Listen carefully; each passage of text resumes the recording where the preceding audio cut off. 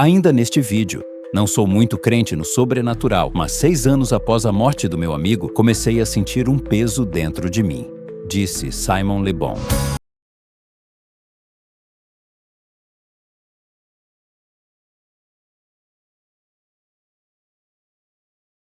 No início dos anos 90, o mundo da música estava de cabeça para baixo. O grunge estava explodindo, a MTV tinha novos heróis, e bandas que definiram a década anterior estavam sendo jogadas no lixo da história. Se havia uma banda que parecia destinada a ficar presa nos anos 80, essa banda era o Duran Duran. Eles eram os príncipes do New Wave, famosos pelos clipes exóticos em iates e pelas roupas extravagantes. Mas, na virada da década, a realidade deles era brutal. Eles estavam quebrados financeiramente. Seus cartões de crédito estavam sendo recusados. Alguns membros tiveram que vender suas casas. Até a própria gravadora tinha perdido a fé de que eles poderiam entregar algo relevante. Eles eram considerados ultrapassados, uma piada para os críticos. Mas então, do fundo do poço, surgiu uma música. Uma balada acústica, poderosa e emocional, que não apenas salvou a carreira deles, mas se tornou um dos maiores hinos da década de 90. Hoje vamos contar a história de Ordinary World. Como uma canção sobre luto e resiliência, transformou o Duran Duran de dinossauros dos anos 80 em lendas atemporais.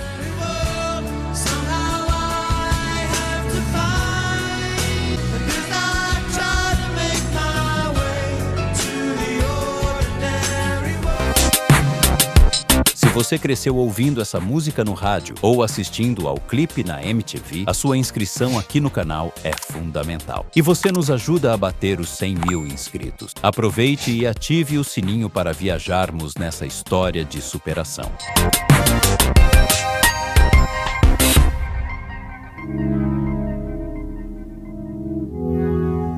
Para entender o milagre que foi Ordinary World, precisamos voltar um pouco.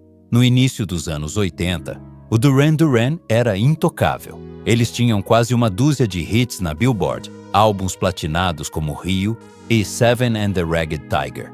Eles inovaram com videoclipes cinematográficos e se tornaram estrelas internacionais da New Wave. Mas a fama tem seu preço. Em meados da década, a banda estava se desfazendo. Brigas internas, problemas de gestão, egos inflados. John e Andy Taylor saíram para formar o Power Station.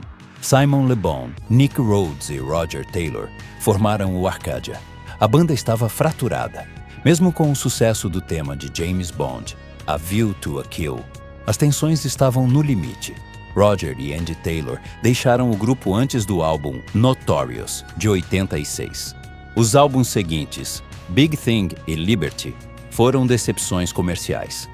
Liberty, lançado em 1990, estagnou na posição 46 nas paradas americanas.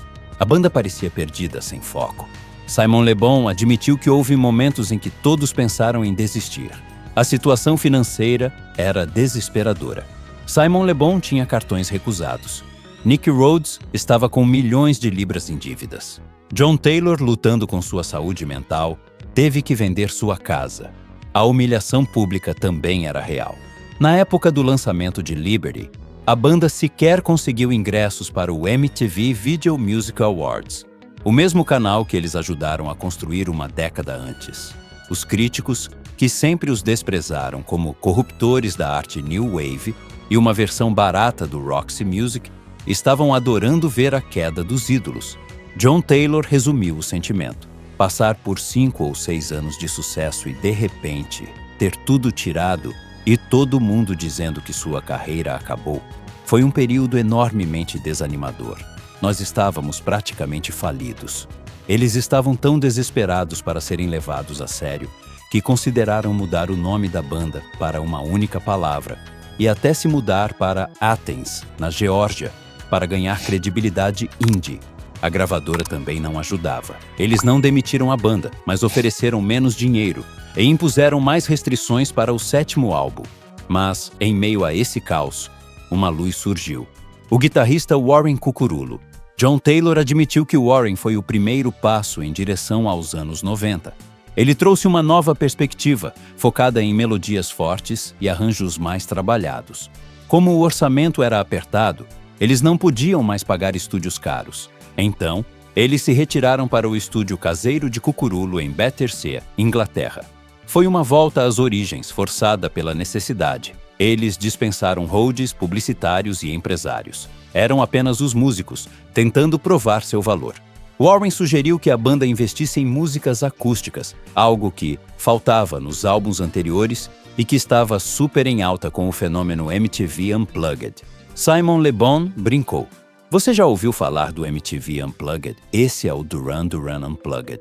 E foi nessas sessões humildes que nasceu a mágica. Simon Le Bon carregava uma dor profunda. Em 1986, ele perdeu um de seus melhores amigos, David Miles, para uma overdose de drogas. Por anos, ele evitou falar sobre isso publicamente, carregando a culpa e a tristeza. Ele queria desesperadamente voltar a um tempo em que as coisas fossem simples. Ele queria um mundo comum. Ordinary World aborda temas de luto e resiliência. A música faz parte de uma trilogia que Le Bon escreveu sobre seu amigo, junto com Do Believe in Shame e Out of My Mind. A criação da música foi rápida e orgânica. Nick Rhodes estava tocando os acordes. Warren os pegou e alterou um pouco. Em minutos, Simon tinha a melodia. Ele queria que o título da música estivesse na letra. Um dos versos finais foi inspirado até pela Guerra do Golfo de 91. Quando a banda mostrou o esboço para aquele gravadora, a reação foi surpreendente. Eles ficaram animados e liberaram mais verba. A banda foi para o Maison Rouge Studios, onde Steve Ferrone adicionou a bateria e Nick Rhodes poliu os teclados e cordas. O resultado foi uma obra-prima que misturava violões acústicos delicados com arranjos orquestrais grandiosos. Era a declaração musical mais refinada do Duran Duran até então.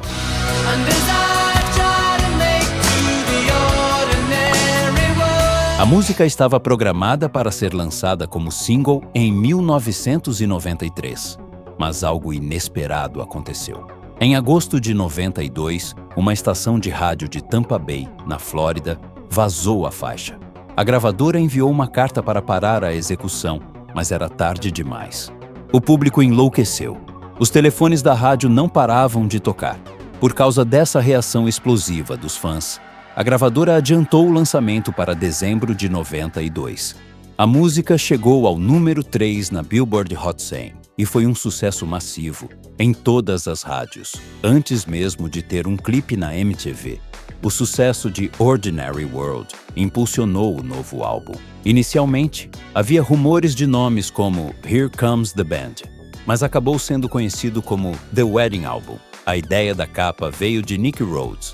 Ao ver fotos do casamento de seus pais, ele se perguntou se os outros membros teriam fotos semelhantes. Eles reuniram as fotos dos casamentos dos pais de todos os integrantes e as colocaram na capa.